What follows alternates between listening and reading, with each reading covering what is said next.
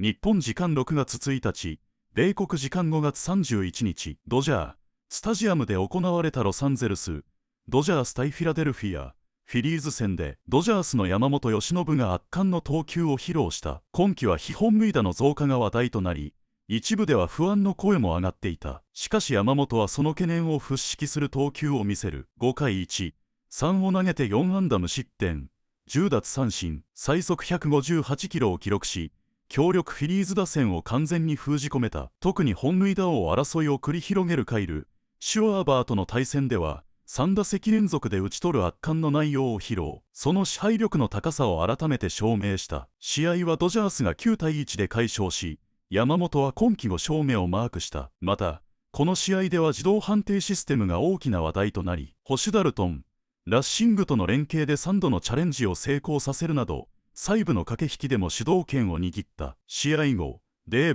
ロバーツ監督は、山本は信頼できる投手、準備、競争心、人間性すべてが完璧に近い、と最大級の賛辞を送った。この日は大谷翔平も先頭打者として安打を放ち、打線に勢いを与えたほか、華やかな始球式などもあり球場は特別な雰囲気に包まれた。被本塁打の課題を乗り越え、再びエースとして存在感を示した山本由伸。進化を続ける右腕の次戦にも大きな注目が集まる。Yoshinobu Yamamoto takes the mound this afternoon, hoping to keep the ball in the yard against a powerful Phillies lineup. Yamamoto has been prone to giving up the long ball this season. If you go back to 2024, allowed a total of 7 homers in his 18 starts. Last year, 14 home runs in 30 starts, but this year he's already given up 9 home runs, which puts him on pace to give up 24 long balls. Now, Yoshi did not allow a home run in his last start after giving up 6 in the previous 4 outings, James, but do you have any concerns with the number of long balls that he has given up this year, especially going into a game like this where he's going to be facing Kyle Schwarber, Bryce Harper and company? I don't really have any concern with a guy like Yamamoto. He's a guy that's going to attack the strike zone. Yeah, over time, you're going to give up some home runs. You know, I don't mind if they're solo home runs. I think the concern would be more if he gets some traffic on the base and, lay some pitches in there where they put together good swings. But a lot of times guys are, they're spitting on pitchers. They're taking some of his nasty pitches, looking for a certain pitch. So I think that's why he's given up some, more home runs that we're used to seeing. But he is so good at getting out of jams, getting ground ball double plays. So at the end of the day, I am not too concerned. Listen, there was a future Hall of Famer that put on that Dodger uniform who just retired here, and I know he was here the other night, who gave up home runs as well. Yeah. And you know what he always say? If I give up one, it's going to be a solo shot. So that's what Yamamoto did. And we know Clayton Kershaw was not going to walk anybody. He wasn't going to give in. And so is Yamamoto. The other thing, too, the opposing team, let me tell you something. You did not want to have 2 strikes on Clayton Kershaw, so you were looking early and aggressive, and you know he was trying to get strike 1. Guess what? Yamamoto now, everybody's going, I don't want to get 2 strikes on Yamamoto. I'm looking early. He is trying to get strike 1 on me, so I am looking for a fastball. I'm looking to be aggressive. I'm looking to hunt something.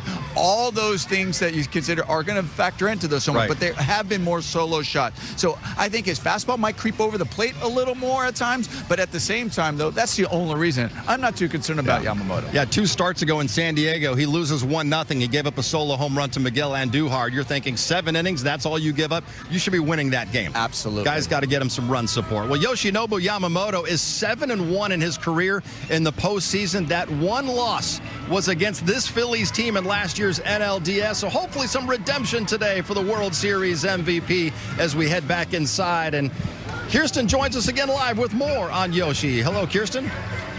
Hi, John. Well, if you look at Yoshinobu's numbers this year, as much as he has been very efficient, able to continue to get deep into the games, there have been a few things that stand out. You guys mentioned the long ball, some of those first inning struggles, but he hasn't been as sharp while still finding ways to be efficient. Today, Dave Roberts talked about Yoshinobu, what he's been seeing from him, and how he has become that dependable starter who you know is going to provide length no matter what. I think it's a certainty of performance. It's having a guy like Yoshinobu, take the ball. It just gives you that extra confidence, and you're trying to win a series against a good team in the midst of 10 in a row. So there's just a lot of dependability with him. I think that just how he is as a person, how he is as a competitor, how he prepares. I mean, this guy is, you can't write up a person or an athlete any better. You really can. You know, there's enough softness and discipline, but the toughness and the killer that we talk about. So I could go on for a long time about him. When do you think you saw or you learned that you could? I think it happened a little bit last year. I started somewhere in the middle of last year where you could just, I didn't feel like I had to protect him. You know, when it got hot, third time through, you know, stressful early and then stress again. Felt like he could get through it and weather it and keep going. And so I don't recall which moment it was, but at that point in time, you felt like, okay, you know, you can take the training wheels off. Turn left or right. When it comes to Yoshinobu, Dave Roberts has pointed to a few moments that really stand out to him when it comes to his development in the big leagues. We know in his year one with the Dodgers, that performance he had at Yankee Stadium in the middle of the summer, that was one where they realized how the stuff really could play at this level. Then you have last year, like Dave Roberts was saying, when you realize he's someone he can trust to let him go deep into the game. Then we see the guy who wants to be there to take the ball whenever needed come October, showing up when his non-limited days of rest, if not 0 days of rest. So for Yoshi, as much as he's had a few struggles this year, he did make it very clear after his last outing in Milwaukee with the media that he's very aware as to what he needs to do to make some of those adjustments in the first inning to be more efficient. Then that is a big focus for him. So hopefully we'll see that in this game today, guys. And last two starts have been awfully good for Yoshinobu Yamamoto, trying to keep it going today. Thank you very much, Kirsten. It's been a great weekend so far. For Alex Vesia, Friday his first career bobblehead night, and then last night he got out of a huge jam in the 6th inning, got 2 big outs with the bases loaded. All right, John, under light blue skies on a perfect Sunday afternoon at Uniqlo Field at Dodger Stadium. It's the Dodgers and the Phillies. We welcome you inside. Hope you're having a great Sunday so far. Joe Davis and Al Hershiser. Dodgers took the first game on Friday night to run their winning streak to 6, but the Phillies, that comeback win last night, makes this the rubber match. I keep score with a pen, and I've already penciled in a W today. These guys are going to win. Okay. Bold statement there, and I guess you can make that when you've got Yoshinobu Yamamoto going. His last couple starts, he's looked back to his MVP form. He's looked really, really good. He's back to edgy. The split finger and the fastball are dominant. He's going against a Phillies team that you're really not going to beat by paper cuts. They can't string hits together. The only way they're going to beat him is the home run ball, and I think he'll be able to stay away from that. He's been throwing a lot of ground balls. His last start was a career high with 13 ground ball outs. Expect more of that today. And try and get it off to a good start as he's done better lately. Let's go down to the field now. Here's Kirsten Watson. Thank you, Joe. As much as for Yoshinobu Yamamoto, he's working through a few things, as you guys just hit on. There's one thing that he has been consistent and excellent with, and that's been providing length. If we look at the last 2 years, there's now been 13 occurrences in which he has thrown 7 or more innings of work. So he's able to get deeper into the game regardless as to where he's at. Dave Roberts today was saying, what does that do for a group? Not only does it provide dependability, but it also puts the team in a situation where they feel confident every time he takes the ball that they are in a position to win. So he is the right guy to be on the mound today, guys. All right, Kirsten, it's Yamamoto for the Dodgers. It's Andrew Painter, rookie for the Phillies. The final game in this 3-game series. Final game of this homestand. We've got first pitch coming up on Sportsnet LA. Schwarber leading things off. And taking ball 3. But a challenge coming here from Dalton Rushing, and there was that sinker that he tried to pull an Oral Hershiser on, pull back over the inside corner. ABS powered by T-Mobile. Let's see if he did so successfully. He did. And we start the game with an overturned ABS. The sweet spot for left-handed hitters is usually low and in, but never seen him jumping back and losing their balance and hit that pitch. And just misses away with a cutter, but another challenge coming here from Rushing. He's going to try and put bookend Ks on this first inning with challenges. The sinker onto a lefty, and now the cutter backdooring to a lefty. And both of them successful overturns from Rushing. Helping Yamamoto work a 1-2-3 first. The Dodgers come to bat after this. Speaking of great, the jump right there from Marsh, but Yamamoto wasn't headed home yet, and he's going to throw him out. Calmly, just like we were talking about, calmly through to the delivery, calmly steps off of the rubber and retires Marsh. You know, you're concentrating on getting the hitter out, and then you hear step off, and then you go, there's no runner at first. I'll turn and throw to second. Very nicely done.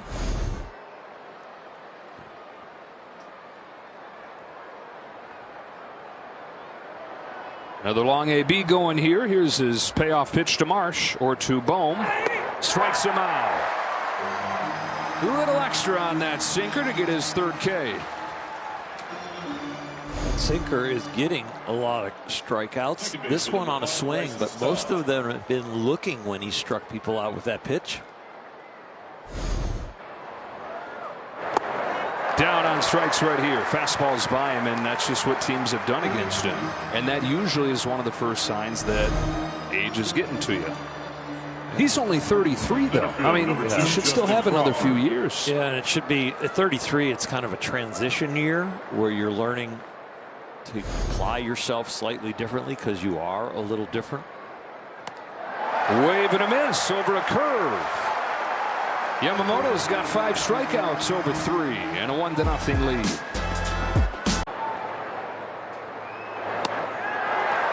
Splitter to get Marsh. And he's already doubled his strikeout total from last time. That's number 6. Possibly the same stuff, but a different opponent and their approach to you. From a contact team to a swing hard, possibly miss team. Strikes out Garcia. That fastball had some life. It was working its way in and was working its way to a grill. Some hamburgers come with that one. Number 2, Justin Crawford. For free. 7th one for Yamamoto, and so free Jumbo Jacks for everybody tomorrow. So now 1-2. And the fastball takes off and gets Schwarber for the 3rd time. This was a battle against the guy who owns the strike zone as a hitter, but Yamamoto owns the strike zone as a pitcher too, so this is tough. Perfect fastball here. Now the cutter right in the same place but lowered under the swing, and now he tries to put him away, and he's fortunate to get to a place where he can strike somebody out like Schwarber, because the 2 hangers and then Schwarber chases. Aggressive hitter. Takes strike 3 with a bullseye on a sinker. A challenge here from Turner. Batter is challenging the strike call. Trey says why not, especially the way today has gone. It was perfect. A 9th strikeout for Yamamoto finishes off a 5th scoreless inning. The big pitch count today is not about the fastball and the sinker. He's been very efficient with those. It's been everything else that have been kind of 50-50 to land. Lands this curveball to get Marsh. Double digits, 10th strikeout of the day for Yamamoto. And that's how his day will come to an end. With a new season high 10 strikeouts, and you talk about different guy for different games. 3 strikeouts to go through 7 innings against the Brewers last weekend. 10 strikeouts to go through 5 1/3 here against the Phillies. And some run support to pair with it. Yoshi, when you look at this outing, what do you think either led to the longer at bats, the pitch count getting up, but of course you still being efficient, but how did you find just them kind of building the pitch count early in this one? 今日全体的に良かったと思うんですけども、序盤ちょっと球数がちょっと多くなったんですけど、そこの要因っていうのは何だったんでしょう。追い込んで、決めれるところをちょっとなんてだろう。ボールすぎる、ストライクに見えない、ボール球も多かったですし、そうですね、うまくこうコントロールしきれてはなかったんですけど、その分ボールの強さがあったので、なんとかこういう結果にはなったと思います。Yeah, because once I got ahead in the count, after that, because my pitches were, because apparently balls, not that, because I'm Yeri or. Because apparently balls, and then, but my pitches had today. My pitches had a good force, energy, so I think I was able to grind it through the whole game. That good force and that good energy you mentioned, is that what you believe led to just the swing and miss that you had today? そこのボールに勢いがあったっていうことで、今日比較的空振りが取れたっていうことでしょうか。そうですね、練習の、今週の練習から、コンディションよく、投げれてたので、今日もマウンドに上がって、自信持って投げていくことができました。So during the preparation this week towards to today's game, I was already having a great feeling, and then I think I was able to get myself pretty ready. I was prepared pretty well, and then I was getting into the game with the confidence today. Do you feel that the two challenges from Dalton in the first inning kind of helped you like change some momentum, you think? その勢いを保つってところで、そのラッシュのチャレンジ、あれは結構ヘルプになりました。いいところにいた感じがしてたので、チャレンジしてくれて、すごく良かったです。Yeah, that was a good challenge because I believed I was hitting my spots, so that was a great challenge. Excitement. Wardo has really excited for Ryan. He's spent a lot of time in the minors. He's been a constant performer and got a little taste of it earlier in Colorado. So to get him back, family in town, hit a homer at Dodger Stadium, those are special moments. And with Alex, it's good to see him kind of have some success. He's been going through it and being recalled and contributing today on both sides of the ball were great. So yeah, it's always fun to see young players do their thing, especially on a day game and in a series like this. Even when you look at just this month, the success you guys have had over against teams that are doing very well in their own right, what is a series like this, keeping up this win today, winning a series, what does that just kind of tell you as to where this group is right now, and also just the quality of baseball you guys are playing as a collective right now? I think it just speaks to how we're playing. I expect to go out there regardless of opponent and play well.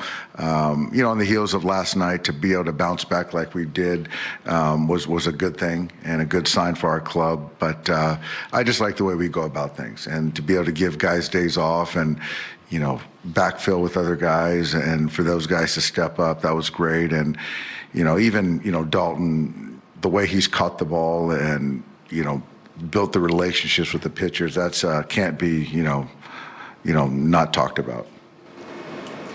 5 series in a row, is this the consistency that you expect out of this group now? Yeah. You're going to get beat at times.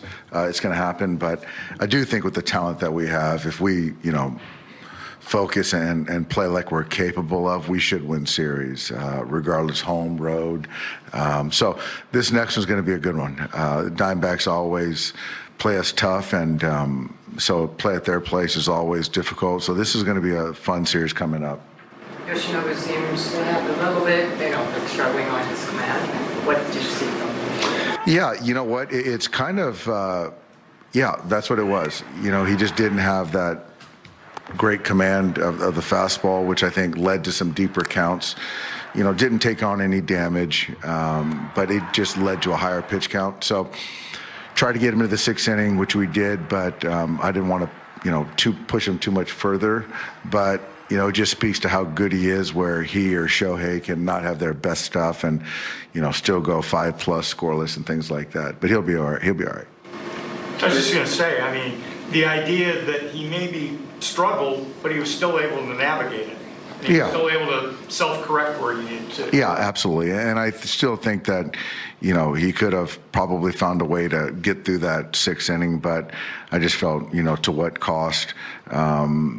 It just speaks to these guys, the good ones, the really good ones, know how to get major league hitters out when they don't have their best stuff. And for the most part, you don't always have your A stuff every outing. GT get x-rays? Yeah, x-rays negative. He's going to be okay. He's a little obviously sore, couldn't really squeeze, wasn't going to be able to swing, and actually having a little trouble catching too, so sore enough to get him out of there. I know you guys have been pairing him with Painter lately, and he wasn't super great the first 3, but 2 home runs without him right away. What do you make of that? Is anything there? I don't think too much about that, honestly. I thought Paint was okay, really. The kind of the bottom of the order kind of hurt us. 2-out hits hurt us. Freeland gets the 2-out hit and drives in a run. Tucker hits the ball down the line, hits the bag. I think we make that play. That's another run, and then, he gives up the homers to the bottom of the order. Those guys, I think, drove in 5 out of the first 6. We handled the top of the order decent, until the game got, a little later. I thought he was okay. He spun the ball enough. I felt like he kept him off balance a little bit. The home run, the slider homer, who was it, Ward? That one looked like it just kind of stayed up and came to him. Then the split came to Friedland the same way. Instead of going the other way, it kind of pulled it to him. So I thought he was okay. I don't know what to make out of JT. Obviously, we like JT, what he does, and back there and calls the game. But Marshawn's very good back there, too. Would you make their starting pitching this whole weekend? Obviously, they're good. This is obviously a club that's a really good club. I thought we did a decent job with Yamamoto today. I mean, we didn't end up... The story for me was they got 2 out hits with guys in scoring position, and we weren't able to do it. We pushed this pitch count. We would have been we could have gotten the pin, kind of 4 innings of pin. If we get a couple of hits in there, we just weren't able to capitalize and get ourselves back in the game. And then we end up with guys in the game that we don't necessarily wouldn't use in a game on the line situation. Trey kind of, when he lined out in the 7th, kind of threw his stuff down. Are you sensing frustration with him or the lineup as a whole, but just the way the runs have been a little bit hard to come by? I'd say probably the lineup as a whole are frustrated. Obviously, guys get frustrated when they, square something up. And, he swung the bat good in San Diego. Probably came out of that feeling good, and then probably a little frustrated here. You could go 4-2 on this trip, which by any measure is good. When you look up and you scored 17 runs in 6 games, I mean, how does it feel going home? I mean, you won games. No, it feels good. I mean, obviously it's a good trip. You come out west and get in different time zone and everything, go 4-2 against 2 good clubs. I think you feel good after it's all the way over. Obviously, we like to win the series here with these guys. But I think the runs have been a little bit of a theme, right? We pitched really well. We haven't really got on track offensively. We'll keep working on that, and that's going to break out. We feel like that's going to break out at some point. Just saying it and hoping for it. I think we got to keep looking into what's going on with each guy and keep getting better. 今回も最後までご視聴いただき本当にありがとうございました。動画の内容を楽しんでいただけたでしょうか。もしよろしければチャンネル登録と高評価をお願いいたします。皆さんの応援が今後の動画制作の大きな励みになります。それではまた次回の動画でお会いしましょう。